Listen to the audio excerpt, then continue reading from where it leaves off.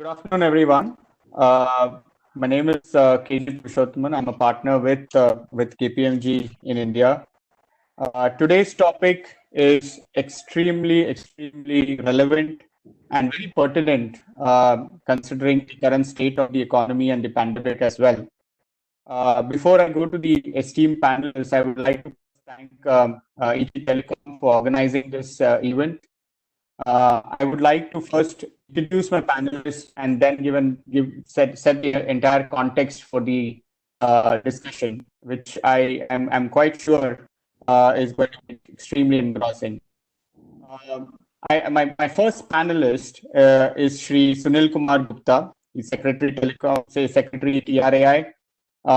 He has, during his tenure, chaired multiple panels and work streams in the area of internet governance, expert committee on NGN, as well as IPv6, and also been instrumental in driving a framework for redressal of complaints on telecom of the customers. Welcome, sir, and thank you very much for being part of the panel.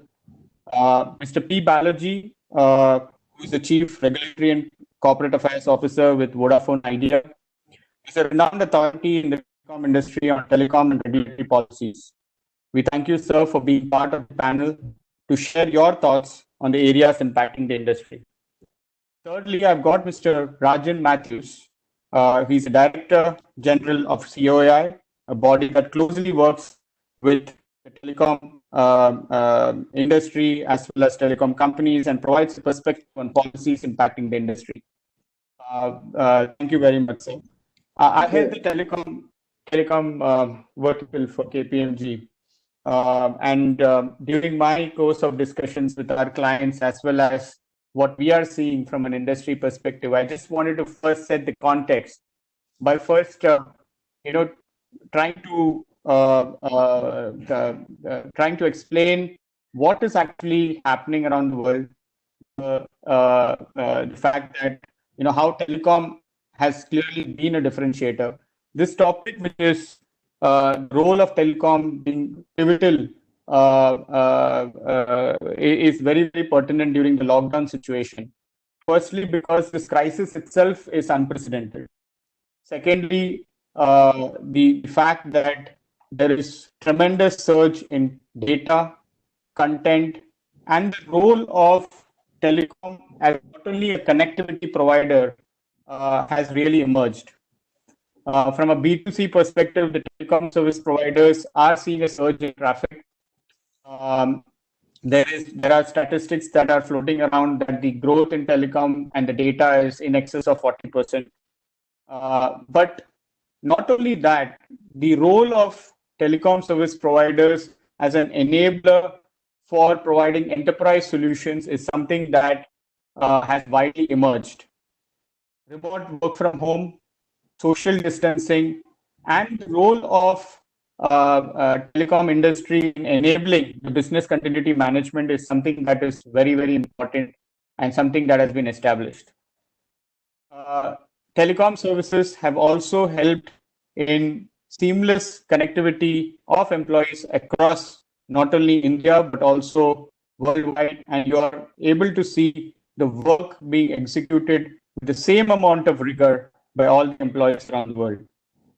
However, from an organization perspective, there are two factors where we see there is some amount of transition that is happening. The impact on customer experience is completely transforming. The role of telecom providers as a digital service provider is something that is emerging. The innovative enterprise solutions being provided by telecom service providers are helping companies to achieve some of the innovation in the industry. Cloud, which was something that a few sections of the industry were slightly rigid and a thought process that was not very well accepted prior to COVID, is being transformed. Cloud is now everything. Cloud is where we are seeing a lot of traction across the entire industry. AI and emerging tech is helping companies to actually achieve only the imagination.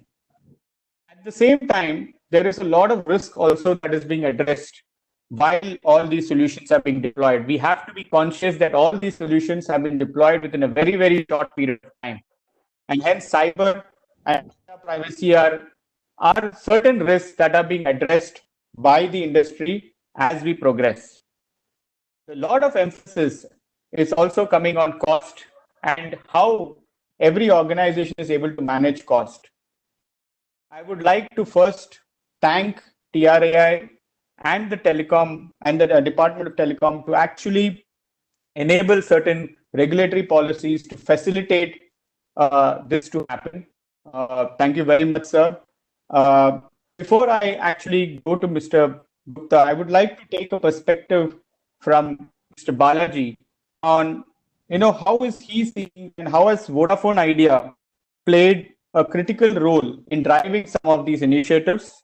And also, I would like him to highlight some challenges that they have faced and any specific asks that he might have from not only TRAI, but also the wider enterprise community. Over to you, Mr. Balaji. Thank you very much, Purushottam, and to ET for organizing this wonderful webinar. I guess I'll start with a personal statement. I think I feel humbled and I consider it an honor to have been part of this industry right from the inception of mobility over 25 years ago. And I think during that 25-year time frame, we've seen many challenges. And I think as a sector, as government, as regulator, we've worked, collaborated to overcome all those challenges. And I would say the toughest one, if I were to say in terms of time frame, have been the last 2.5 months during the pandemic. And the way the entire sector has come together as one has been very, very heartwarming and, as I said, very humbling as well. The fact is that the telecom networks have today, by providing seamless voice and data connectivity, provided a kind of a lifeline to over 1.3 billion people during this pandemic. I think ET and others, and even the regulator, Mr. Gupta, as well as the DOT, have recognized the unsung heroes, the network heroes of our industry, those who have toiled tirelessly in very difficult situations, traveling tens to hundreds of kilometers in order to make sure the networks were working 100%, or in fact 130%, thanks to the significant spike in data and voice traffic that happened during this time. But overall, I would say that in extremely difficult situation, the people have held, and because the people have held together, the teams have held together, organizations like ours and other operators and vendors and tower companies have held together. So with skeletal staff, these networks have been chugging very smoothly in spite of the spike that you, Purushottam, very rightly talked about. It has meant, obviously, rediscovering new ways of making sure these networks keep working, because we had virtual war rooms set up. We had huge amount of capacity that we had to put up in some cases where the traffic was moving, shifting from offices to residential areas. So we, for example, in VIL, Vodafone Idea Limited, put up massive MIMO technologies that are, cutting edge in order to make sure that huge capacities could get added. And therefore, by doing so, you could provide the window to the outside world to individuals at one hand, and the other side to the enterprises. We could provide them solutions to stay connected for economic activities, providing them a whole suite of digital tools and secure tools and cloud solutions at very affordable prices in order to make sure that they could stay connected and keep their operations going. During this journey, as I said, we've had huge amount of support from the regulator and the operators in many ways, and we are really grateful for the same. I would say that innovations have been undertaken by organizations, including ourselves. We did artificial intelligence-based customer care handling, given that the number of care queries had gone up on WhatsApp. We started looking at digital ways of moving money between distributors and the 1.2 million retailers that we had. At least half of them, they continued to operate during this time. Therefore, it was important that you could move the money to digital means rather than physical means in order to make sure that the customers were connected. On the consumer fronts, the bottom of the pyramid consumers that were really struggling, for them, we actually opened out free talk time. We provided for connectivity, incoming connectivity, even beyond the expiry of the recharge period. Some of these things we did very proactively because we thought that that is the right thing to do for us to make sure that people could stay connected. I guess few interesting things. In the past, we would talk about peak hours being 6 to 8 hours. Frankly, the peak hours have just gone up to become almost 20 hours of the 24 hours. That's the kind of traffic pattern which has changed. Uh, and of course, the fact that as a operator community, we work very closely with each other has ensured that wherever we have shared infrastructure in terms of tower and other fiber assets, we've been able to kind of collaborate and keep the network up and going all this while. I would only say that um, uh, that India is now seeing a new normal, and that's something that we all talk about. And therefore, the role of telecom has become even more important at this stage, whether it is for ourselves to become more efficient and facilitate work from home for our employees, but more importantly to larger enterprises, the IT sector. If today there is the call given by the large each large IT players like TCS saying they will have 75% people work from home in 2025, then it's on the basis of us as operators and stepping up and making sure that we can take that kind of challenge and make sure it can actually happen. So all in all, very challenging but exciting times, a humbling time that we were able to pull this off.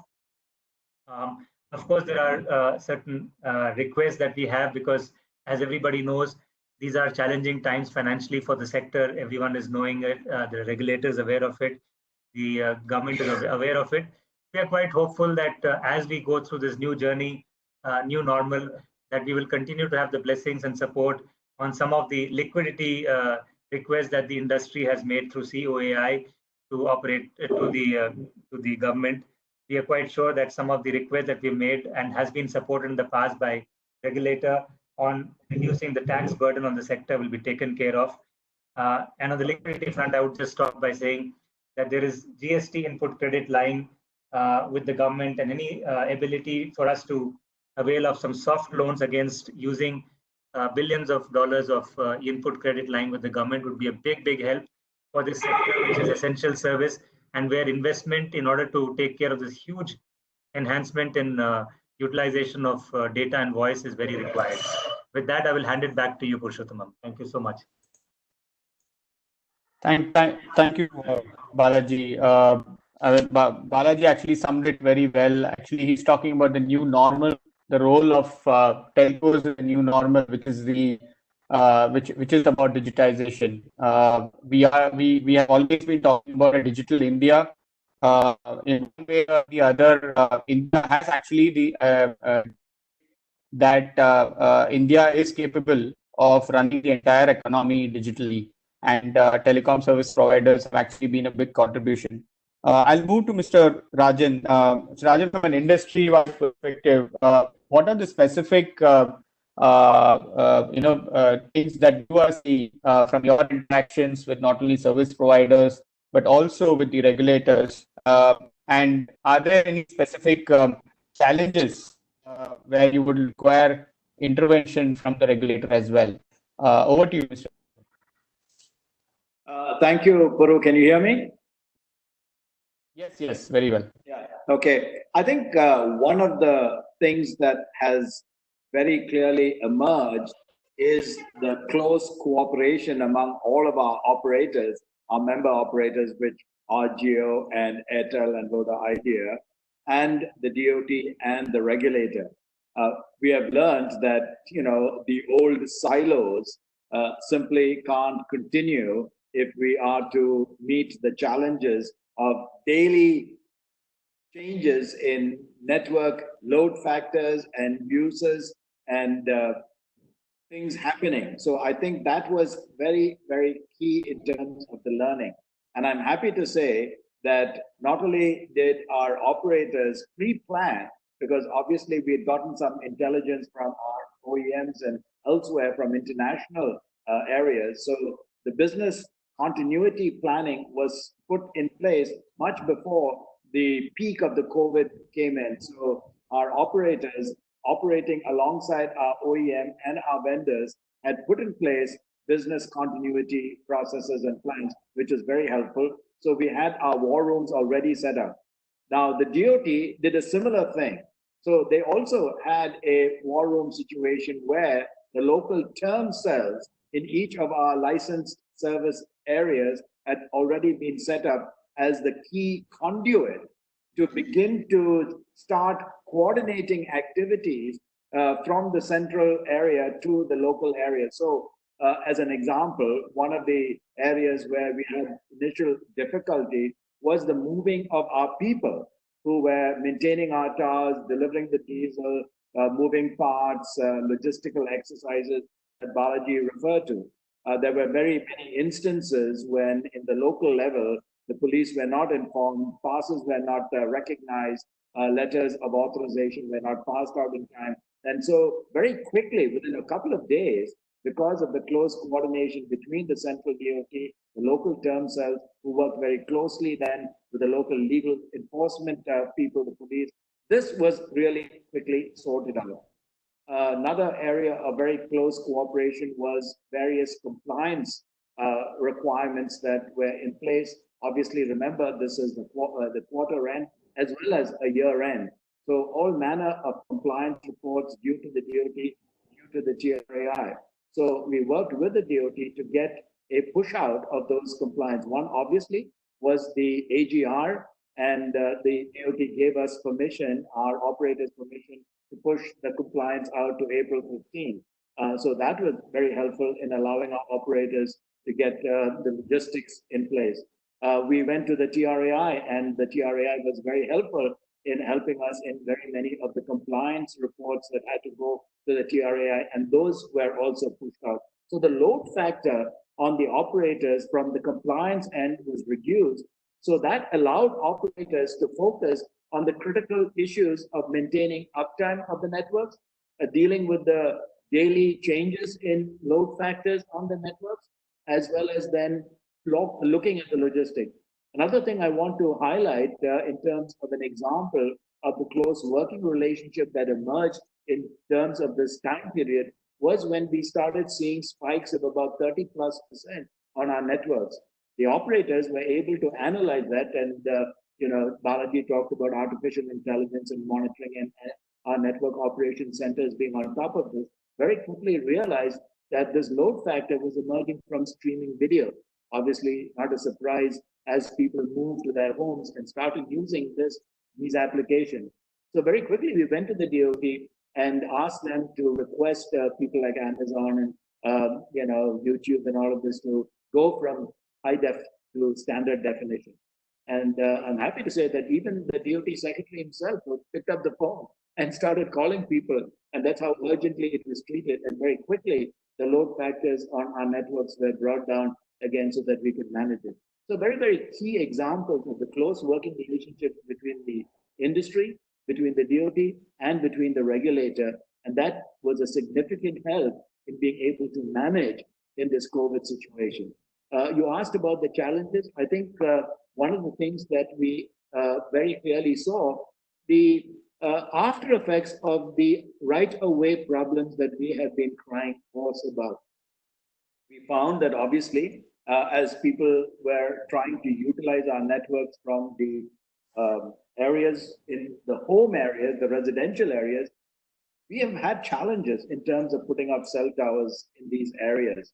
And this has now become hopefully clear that we need to ensure that our cell towers that provide the coverage and the capacity need to be put up in all of the key areas if customers want to have a quality experience. Second thing that we also became painfully aware of is the fact that so little of our cell towers are fiberized. And again, fiber we recognize allows a certain amount of dynamism to come in terms of the adjustment of our bandwidth. And again, It's only 25% or so of our cell towers that have connectivity via fiber. And again, this has become a problem area, which becomes a challenge, which hopefully we can begin to address more keenly as we go forward. The tremendous amount of money that is being asked of operators for putting up cell towers, for getting permissions. In some areas, they're asking us to pay almost 1 crore rupees per kilometer to lay fiber, all right, in terms of various charges and fees. Now, with those types of fees, you will not allow us to put in place the adequate infrastructure. So I think the challenge in terms of right of way, putting our cell towers, putting fiber, getting the clearances in time, getting approvals in time, the SACPA process, all of these are becoming critical areas we need to look at post-facto. The other area that Balaji highlighted very clearly is saying is that, look, it is going to be very, very clear that these demands on our network in terms of traffic is not going down. All right, this is a global phenomenon, and we experience it in spades in India because of our population and the density of our population. The demand for our services is going to continue to rise exponentially. What does that mean? That means that operators are going to have to continue to make the investments in our networks, in the radio access part of our network, the core of our network, in the backhaul. I'd like just to highlight that in the last 4+ years, we have not received any additional backhaul spectrum. Now, you can imagine what that will do in terms of constraining this. So these types of challenges have to be met. The investments in the network have to be recognized. And so therefore, we have to address the financial viability of our operators. This is something that we've highlighted. We're very glad that the regulator has, in fact, so moto raised this. So it's not as if these issues are unknown. And we are very happy to note that now the finance ministry itself has recognized the fact, the challenge. The question is, can we please implement what is recognized universally, that we have to make investments, the liquidity issues of our operators have to be addressed. The government cannot continue to extract 30% of every rupee that comes into the business. These factors are the ongoing challenges the industry faces that must be addressed if we have to continue to meet the essence of our networks, which is saying is that today, I saw a report that we are in this particular environment contributing 30% to GDP. That is a phenomenal percentage. You know, that in this COVID, when everything else is being shut down, the operator networks contribute 30%. In normal times, we contribute about 6% or so. Look at this. So hopefully this begins to take effect in terms of the realization in our decision makers in government that this is a industry that has to be nurtured, that has to be developed and allowed to grow and mature into the new generation when we're talking about all the new applications and 5G and all of artificial intelligence and cloud computing, a plethora of innovations that are to happen. And we continue to implore the government, please free our hands to make these a reality for the citizens of this country. Thank you. Thank you, Mr. Matthews. I think that was very well articulated as a few requirements or challenges that the operators are facing. Shri Gupta, I think the consensus that's actually coming through is that obviously NDCP refers to it. NDCP refers to there is reference of digital infrastructure being an essential commodity. There is also discussions that Mr. Balaji and Mr. Matthews have done and referred and alluded to those points. Could I move over to you and get your perspective on some of the initiatives that have not already been spoken? And I must say that within a week of the announcement of the pandemic, I think there has been a plethora of initiatives that DOT has carried out. Could you summarize some of them which have probably not been highlighted, and also to a large extent try and if possible address some of the challenges that Mr. Matthews and Mr. Balaji also spoke about? But we can start with what is it that we have not seen? I mean, we read a lot about it, we've seen it implemented, Can you also give a perspective from your side on what TRA has done during the COVID crisis, and what is it that is not also coming in the public domain? We can start with that, sir. Thank you very much for giving me an opportunity to be on this particular platform to express some of my concerns and the way forward. First of all, let me express my gratitude and thanks to all the telecom service providers for their great efforts and dedication to maintain telecom services during the lockdown. As you all know, it came all of a sudden, and there is a complete shift of the traffic from the busy areas to the residential areas.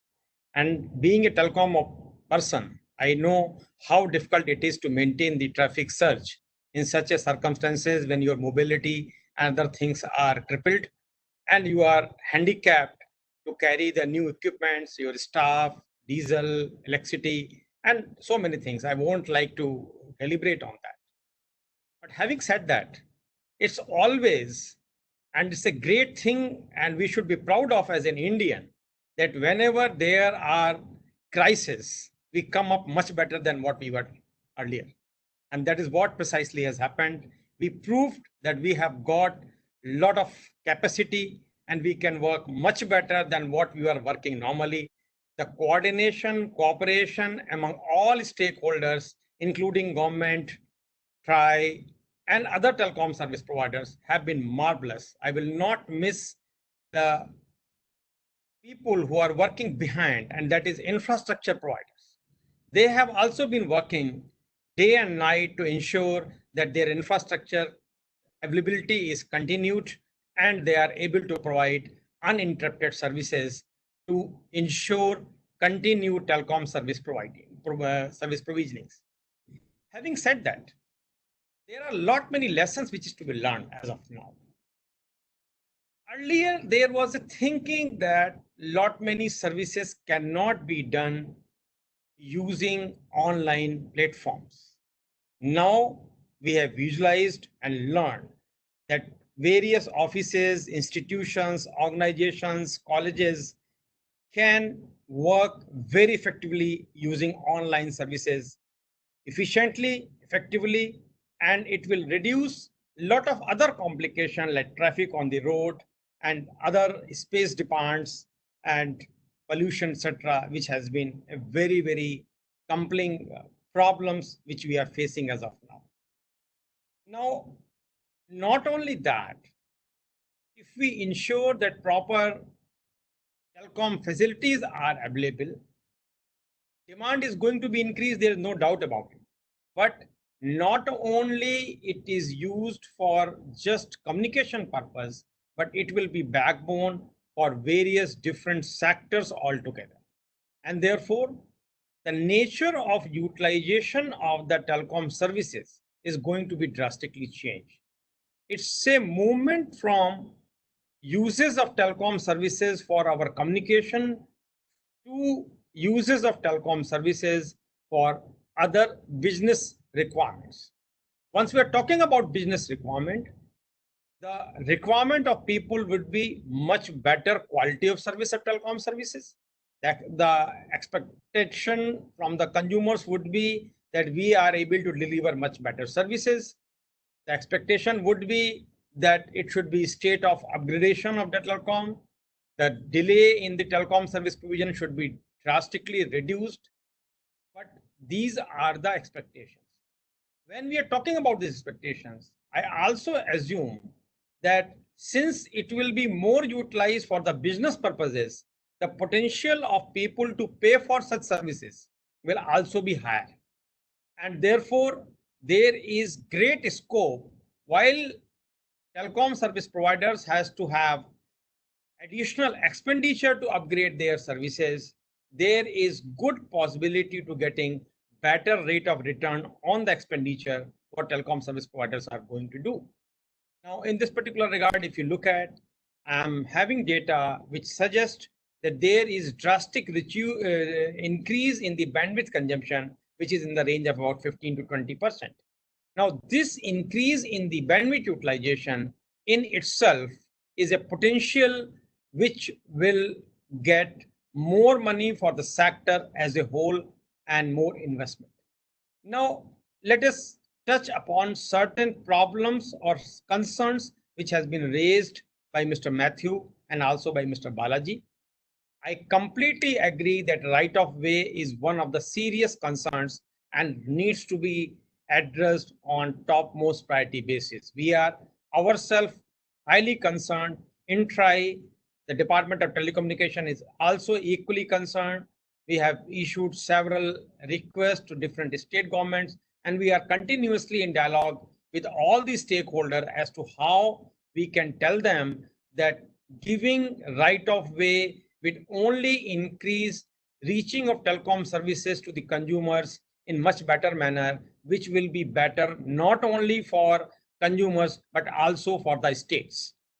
Now, we also recognize that fiberization is an important activity which has to be undertaken at a much higher priority to provide the uninterrupted bandwidth requirement to the individuals, and particularly the shift which is happening from geographical point of view as well as from the time domain point of view, as pointed out by Mr. Balaji.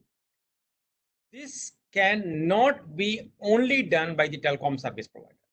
Therefore, TRI has given very recently a recommendation as to how to increase the scope of infrastructure providers and how to attract more people to bring funds in the sector of infrastructure provisioning for telecom, so that we are able to get the fiberization done in the cities on much higher pedestrian as it is happening today. Apart from that, if you look at, we are recognizing that there would be requirement of more funds in the sector. We have recommended certain things earlier. We are emphasizing that. Reduction of the license fee is one of the things. Reduction in the spectrum usage charges is another thing. Resolution of the GST related issues as pointed out by Mr. Balaji. This is also one of the area which we have already recommended for the government to look into this. We have recently permitted higher international termination charges on the calls to the telecom service providers, which will also give certain freedom to the telecom service provider to get more revenue from the international calls. We are also trying to work out on various other options like facilitating provision of more Wi-Fi hotspots using various frameworks, including WANI. We are looking into as to how to facilitate cable operators to provide more broadband to the areas, because people will be using higher bandwidth from the homes, and creating an infrastructure overnight to give them much higher bandwidth will be a difficult task. Therefore, why not to utilize the existing infrastructure where they can provide better fixed line connectivity and better services in coordination with the telecom service provider? That is another area of our concern. TRI has already given forbearance to all the telecom service providers to give the and rather given complete flexibility to bring out the suitable tariff framework. And in this regard, in the change requirement, the telecom service providers are free to bring up new suitable tariff framework to meet the requirement of the consumers, which is now slightly changing its requirement, being more business oriented than for personal usage. So few things are very important. Bandwidth utilization is going to be increased, and that can be managed by having more fiberization. We have been advocating for provision of the higher backhaul spectrum. Our recommendation on V band and E band are already pending with the government, and I hope that the time has come when such recommendation should be accepted on priority basis, and this should be provided. Just for the information of the common users, I can tell V band and E band provides a sort of wireless connectivity which is having very high bandwidth capability to carry the data, and you can say it is something equivalent to having fiber in the air. So these are certain things which are doing, and we are always open to work very closely with all the stakeholders to do whatever is required to help them, to support them, and to ensure that customers get much better services than what they are getting today, and also to ensure that their new demands are completely met to ensure that digitization takes place in real sense. Over to Mr. Purushottam. Thank you, Mr. Gupta. I think those words were really encouraging. I think your points on fiberization, involvement of infrastructure providers, as well as reduction of license fee and SUC would be music to the ears. I think it will be a great initiative, and it will actually help a service provider. I can already see a smile on Mr. Matthew's face when he heard about it. I'll just, before I come to Mr. Matthews, I'll request Mr. Balaji. I think what Mr. Gupta is mentioning about the capacity utilization, how effectively can providers actually use their existing bandwidth? It's something that I've always had discussion with operators, and I'm sure that it's always a trade-off between capacity, performance, quality metrics, and so many, and also the regulatory requirements.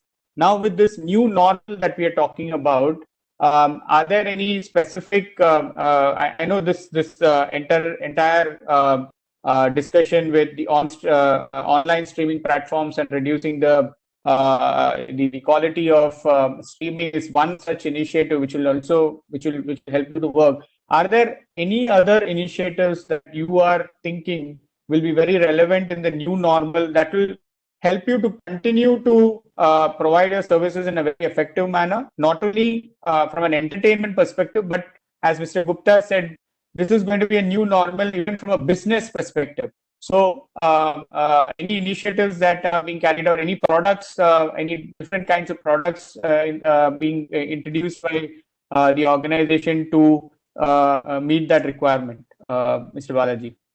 I think that will help addressing the point Mr. Gupta mentioned about effectively utilizing the available capacity and products as well. So I think Mr. Gupta obviously raised very, very pertinent points, but maybe I'll start with addressing the capacity issue first. Clearly, if you look at it, we now have the largest deployment of massive MIMO technology, over 12,000 such sites in India, to exactly address the issue of the traffic spurt that's happening. And as people will understand, this technology basically allows 8 times the traffic when you compare to traditional FDD spectrum utilization, or even 3 times that of TDD. I think the proactive steps taken by TRAI and DOT several years ago ensured that we moved as a nation, at least on the access side, from being spectrum starved to spectrum surplus. So reasonably there, okay? So that's one part of it. And then, of course, with the deployment of huge amount of investment that's happened, not just on the equipment side by us, but also our tower companies and the infrastructure players, it's ensured that the density of towers has come down, and therefore, to that extent, even though we have a lot of issues on the ground with the local administrations, the state governments, we've been able to kind of address the capacity issue to a great extent. Now it comes to innovation, and the innovation obviously comes in multiple fashions. On one hand, if you look at it, the support that we provide as industry, as VIL to enterprises are actually on multiple fronts. First and foremost, we've been working and preparing for a long time, and therefore it has been easy for us to execute on business continuity plans that they actually are able to carry on their business. Then on top of that, when you look at essential services on healthcare, banking, and online education being driven more remote, the fact that we've been planning for this, and the fact that we have virtualized our networks, done a lot more cloudification, and therefore have the ability at the core to keep raising the capacity and also available applications, has ensured that we are able to do this quite effectively. Then, of course, the fact that we've actually tied up with a lot of the IT solutions companies in order to make sure, for example, for small and business enterprises, we're able to provide cloud-based collaborative tools, whether it's Office 365 or G Suites, whether it's providing enterprise-grade conferencing facilities, and also affordable cloud-based storage as you pay kind of models. We've done what we could to make sure that that works out quite well. Actually, we've also collaborated with broader industries. So if you look at it, we've even gone ahead and tied up with entities like CII that have a tech, where they have a tech Saksham program for SMEs, which look at not just the technology needs and the connectivity needs, but also talks about how do they help with technology upgradation, how do they help with skilling, etc. So we've even looked at those partnerships in order to make sure that we can deal with these kind of topics on a going forward basis. And so I think in a way, what I would say is that whether it's providing innovative net solutions, which are on capacity, on business modeling, as I said, pay as you grow, whether it's cloud-based, on-tap, on-go solutions for productivity tools, for accounting tools, or for actually applications that are real-time, like education and telemedicine. I think all of these are a suite of applications that we're working on. Then, of course, partnership with a lot of the players who are in the digital payment space and in the e-commerce space is something that we are also actively pursuing as industry, as a company, as BIL is doing that as well. And so whether it's the collaboration that we've got with Paytm or other organizations, all of these are basically ensuring that more and more we're able to provide the solutions that are more the need of the market, both from the consumer point of view, but also the enterprise side. And hopefully, as we add more and more value to the core business of the enterprises, more should be our ability to therefore, derive more revenue streams. But that said, the connectivity platform, the connectivity as a service itself is an extremely critical one. And I cannot overemphasize the fact that even on that one, there is a need for kind of addressing the price levels there, because that will ensure that connectivity as a service, whether it's provided by us in part, but whether it's provided by the technology companies that provide us the technology, or whether it's the tower companies that who make the investment for the rentals that we pay them, also are able to make sure that they work on a sustainable basis, because connectivity by itself is a service that needs to be paid for. So we are so grateful that PRI has in fact started a consultation on flow pricing. I'm sure at some stage it will be addressed, but I think while there are a lot of innovations that will pay for themselves, but they sit on top of a connectivity layer that needs to be also robust. And I think access spectrum relatively well taken care of. I think what very rightly Mr. Gupta has talked about, E and V band, which is fiber in the air. I think that reform, if it is done quickly, will go a long way in order to make sure that the backhaul, where we are struggling a lot and where fiberization will take its time, will take a few years. So while that catches up, as long as E and V is sorted out, it'll be in very good shape. Thank you, Purushottam. Thank you, Mr. Bharat. I think those are very relevant disturbance. Mr. Matthews, I'll just quickly cover, go up to you. There is a point, first of all, your reaction on what Mr. Gupta said. I think Mr. Gupta addressed a lot of issues that you had, a lot of challenges that you had raised, and his assurance in taking it upfront. And I think there is fair amount of recognition of the role of telcos. So my question to you is specifically, on revisiting some of the price factors and the pricing. Mr. Balaji referred to a consulting paper as well, and dialogue that is happening. The question to you is, firstly, in terms of the time that will be required for doing all these things, as well as when it comes to pricing, how do you think that the telecom service providers can work collaboratively with TRAI, because the prices, as you know, are actually at a reasonably lower limit. How can there be a rationalization of these prices, considering the amount of services that are being rendered and the nature and the quality of services being rendered? Any views on that, and also the reaction to what Mr. Gupta has already acknowledged as challenges? I think the TRAI has been quite forward-looking in these matters. Let me sort of just give you an example. Several years ago, I think all the way back to 2014, the TRAI had suo moto raised the issue of AGR. Now, if we had solved the problem of AGR then, as per the recommendations of the regulator, I don't believe we would have had this much of a problem that we are facing today vis-a-vis what the court has ruled on. So that was the regulator raised the issue, had given recommendations that said how to go about it. Just language. Again, the regulator indications as what must happen in terms of the spectrum usage charges. They've indicated how it has to go, kind of a glide path as to what that needs to happen. We've talked about license fee. So again, the regulator has been very forward-looking in terms of what it has recommended.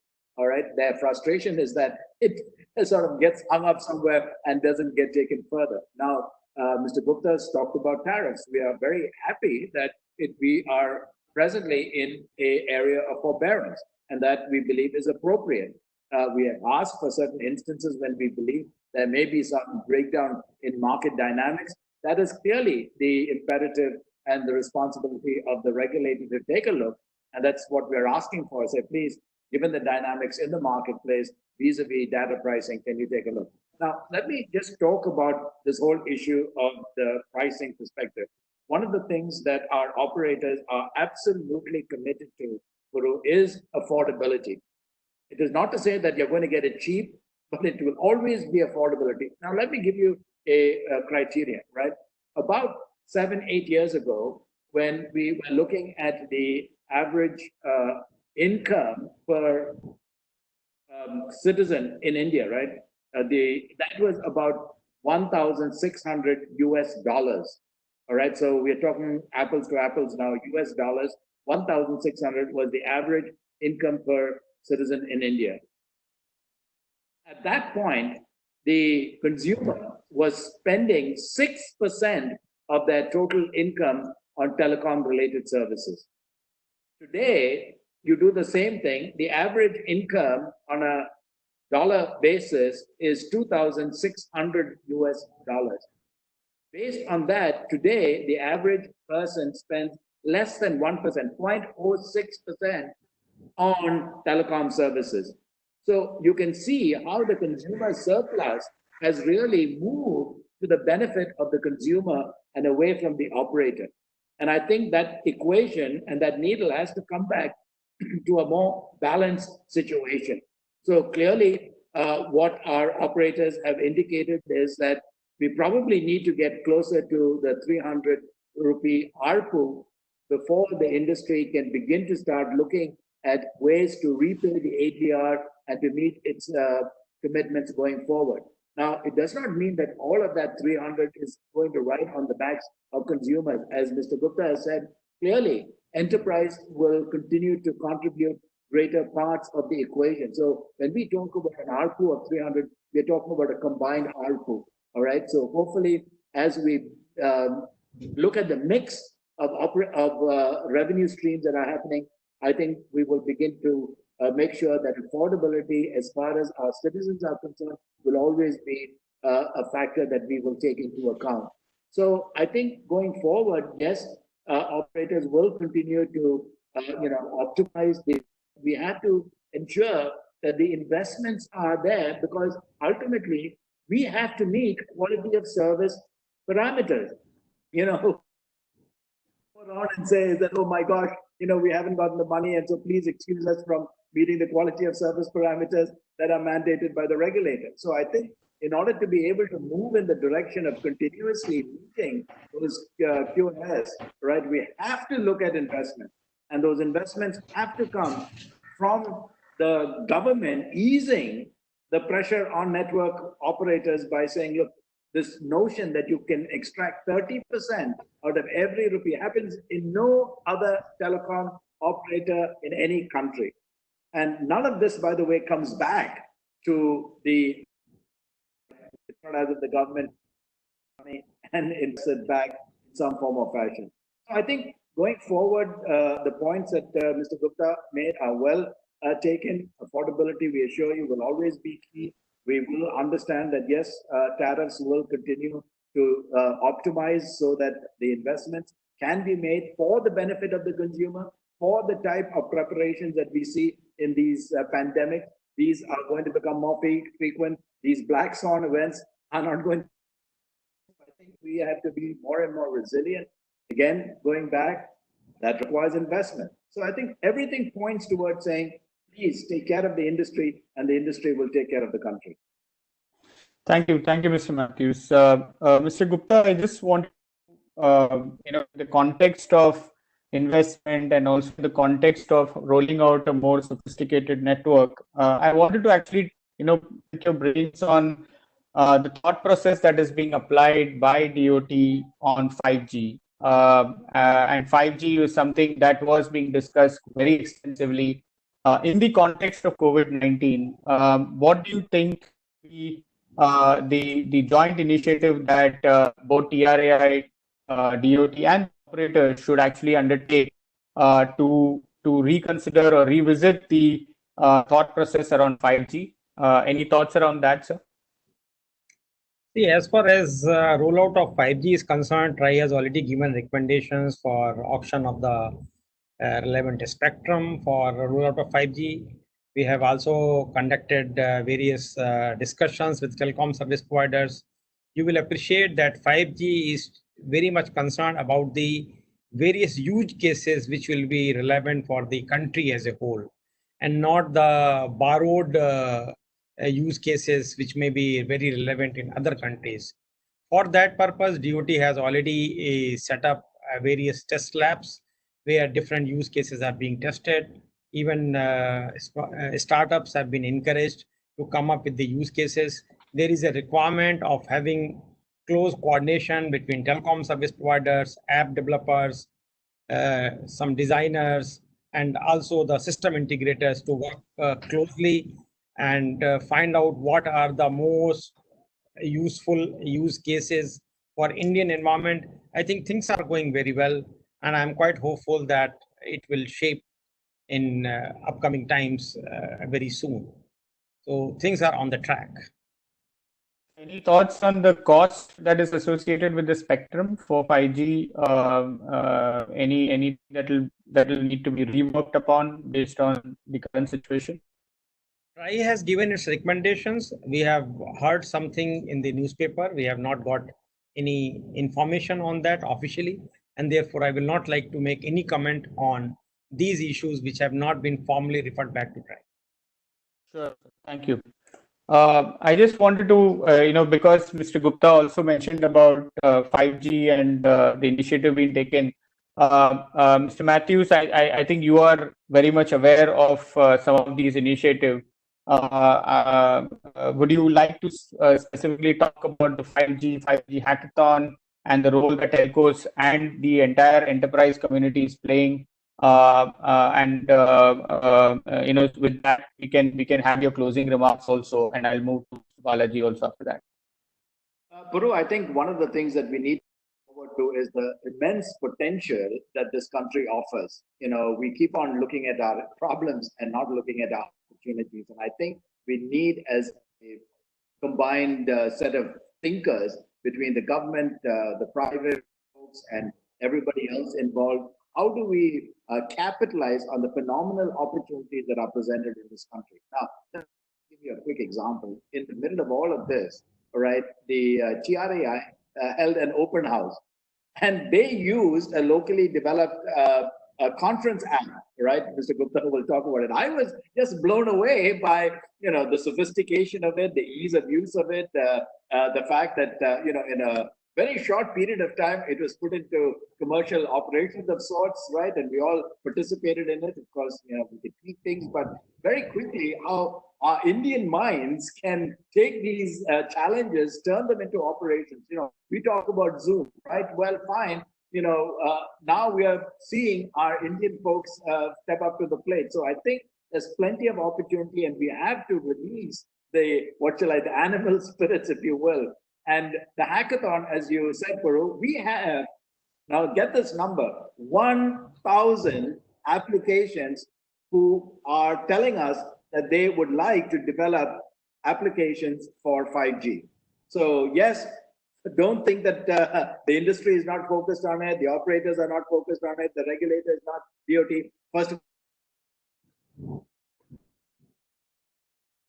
they've looked at spectrum issues and spectrum bands and international harmonization of spectrum bands. And so we've been working on it. We've been talking about test beds, and we've been testing, various applications. So all of that is happening. Of course, we'll address the issue of spectrum when it is necessary and appropriate as we go forward. But this hackathon shows us the immense appetite for people, and we had submissions from enterprise, so the big, the Qualcomms of the world and the Microsofts of the world, those types of folks, and students. And when we were looking at this, people who preliminarily looked at their submissions said, "Oh my gosh, this is not kids playing with Lego here. This is real stuff that we are incubated and taken forward so that the Indian mind can reap the benefits of monetizing the value of these new technologies." So with that, I won't take more time, but I could go on about just the future. Why it's so bright, I tell you, if we can just put our minds together. Mr. Balaji, within a minute, can you just summarize your closing remarks? Any last thoughts? Huge opportunity. As I said, humbled and honored to be part of this sector from the inception.